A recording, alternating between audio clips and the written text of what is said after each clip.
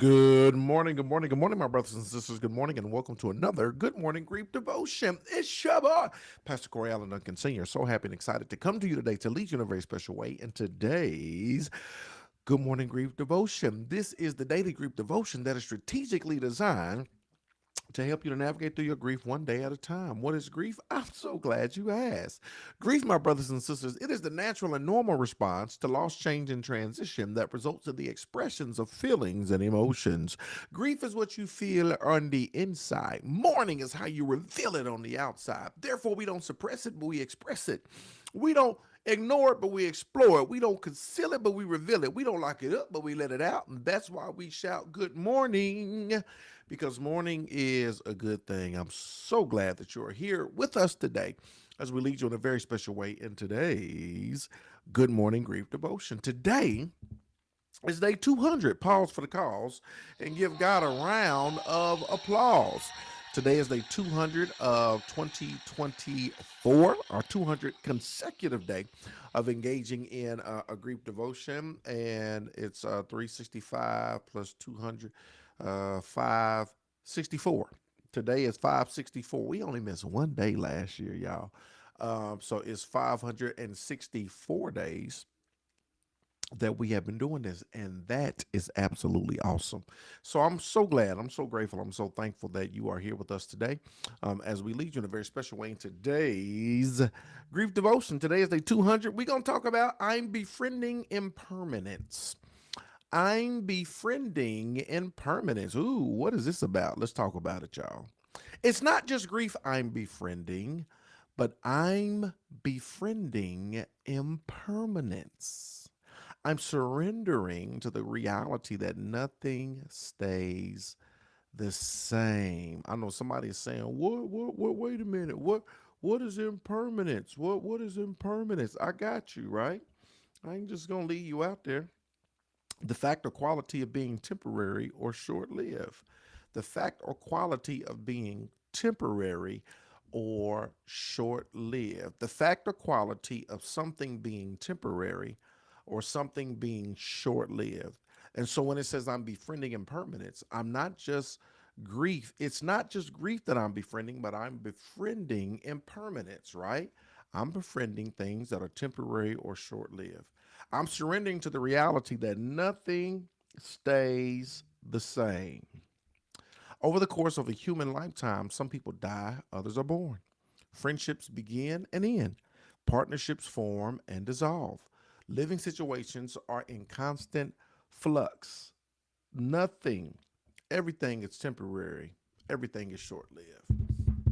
I ain't gonna say everything. Some things, most things, a lot of things are temporary, and a lot of things are short lived. I'll say that. When you really think about it, y'all, things are in flux. Things are constantly changing. People die, people are born. I love it. The other examples that it says in our human lifetime, we see people die, we see people born. I'm seeing this even now. I'm seeing classmates and just friends and people that I grew up admiring. That are passing away, people die, and I'm seeing people born, right? People die, people are born. Friendships begin, friendships end, right? You've had some new friendships that have come into your life, perhaps. You've had some friendships that have ended in your life. Friendships begin, friendships, they end. Partnerships, they form, partnerships dissolve. Living situations are in constant flux. Things are temporary, nothing is permanent, things are short lived. So not only are we befriending grief, right, but we're also befriending what? Impermanence. We're befriending the fact that things are short lived. We are befriending the fact that things in our life can be temporary. So it's not just this loss I'm surrendering to.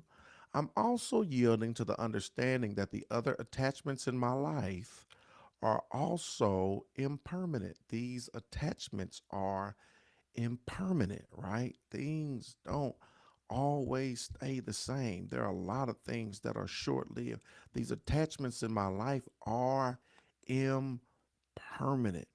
I think sometimes our grief is from the fact that we expected something to last a lifetime. We expected something We expected a couple of forevers. We expected a friendship, a relationship. We expected a job. We expected being at a church. We expected being at a place to be forever, not knowing that it's short lived, not knowing that it's temporary, not knowing that seasons change, not knowing that we may go to a place or a space for a season, but when that season changes and when that season, when things begin to, um, when things begin to shift, right? We had in mind forever.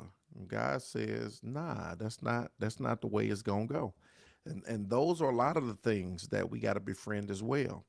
Instead of constantly thinking about what's to come, because I don't know, I'm focusing on the now, which is itself fleeting, but it's also the only certainty I ever have. All we have is the now. When you start talking about grief, we talk about people dying, but y'all, sometimes it's expectations. Sometimes one of the biggest things we grieve, here it is, listen to me. Sometimes one of the biggest things that we grieve is what we had in mind. Listen to me. Grief deals with loss, change, and transition. One of the biggest things that we grieve is what we had in mind, right? Because what we had in mind didn't come to fruition. So we have to go through the process of dealing with impermanence, of dealing with this is not what I had in mind, right? And that's one of the biggest things. That's why a lot of people go through midlife crisis, or they turn 40 or they turn 50, and they start to panic because this is not what they had in mind at 40. This is not what they had in mind at 50. That's why a lot of people don't go to class reunions, because they're not where they anticipated they would be, and because that's not what they had in mind. They don't want to go forth and have to answer questions or see people because they feel some type of way. Y'all, you got to understand that not only do we befriend grief, right, but we befriend impermanence because we realize things are short lived. We realize things are temporary. All we have is now. And there are so many things that you had in mind that never happened, that never came to fruition. So many things that you had in mind with your loved ones that died. You had in mind that they would be here forever. And especially if they were young, you at least had in mind that you would see them grow up, you would see them graduate, you would see them get married, you would see them become a parent. You would see all of these things, right? And that's what we had in mind. And when it does not happen, right, you got to go through the process of grieving that. That's why one of the most powerful things you can do in this life is to befriend impermanence, right? Because we realize things are short lived. We realize that things are temporary in nature, that nothing lasts forever. And if we have that as the mindset, if that's the foundation of how we go about when things happen, whether it's a change of jobs or friendships, or when things begin to shift, we are not as disappointed because we have befriended impermanence. We understand that nothing lasts forever. We understand that things are short lived. And when you live your life with that mindset, it makes it easier to navigate through this thing called life, right? When you live your life with that mindset, it makes it so much easier to navigate through these spaces and places to where this is not what I anticipated. This is not what I had in mind, right? Here's the final thought, and I want to answer any questions that you have. Acknowledging my mortality allows me to live more fully in the present. Acknowledging my mortality allows me to live more fully in the present. Sometimes we can be so focused on next that we missed out on now. I need you to be fully in the present of now. I need you to understand, because next may never come. What we had in mind may never come to pass, right? You may never get to see them in that next season, so you have to enjoy them in this season. I hope y'all hear what I'm saying. You may never get, right? Martin Luther King says, I've been to the mountaintop and I've seen the promised land. I may not get there with you, right? And died the very next day. We may never get to the next. And so we have to maximize and enjoy the now, right? If you never get to the next season, if you never get to the next level, you have to relish and enjoy and throw yourself in the gift of the season that you currently have right now. Don't miss out on now reaching and waiting for your next, right? Don't miss out on your now season because you're so focused on trying to on the next season. No, smell the flowers now, enjoy the power and the presence of now, maximize and focus on now. Why? Because we befriend impermanence. We realize that things are temporary, things are short lived. So I'm going to enjoy, I'm going to enjoy while I have it now. My health while I have it now, right? Things are temporary. Things can shift instantly. My family while I have them now. My friendships while I have them now. This season while I have it now. I tell people I don't have to.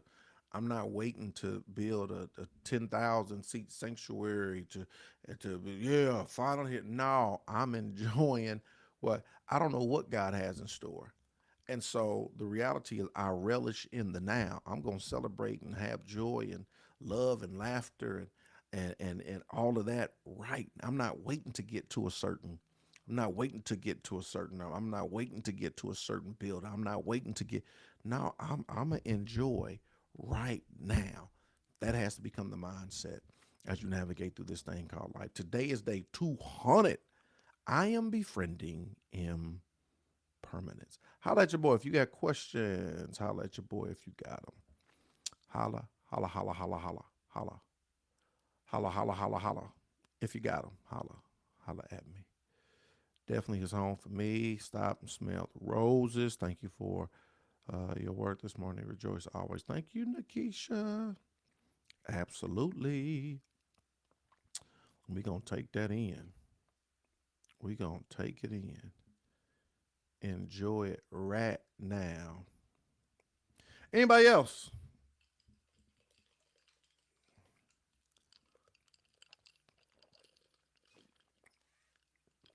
As I drink my green juice. That's absolutely phenomenal. Amen. I appreciate y'all. I love y'all. Hope y'all have a thriving Thursday. The time is now. Come on, Jay Manson. Bring that sermon back. Bring the sermon back. The time is now. Enjoy the now. Yeah, this is it right here. I'm trying to tell you right now. All right, y'all. Appreciate y'all. Love y'all. Hope y'all have a thriving Thursday, y'all. Enjoy now in Jesus' name. Let's go.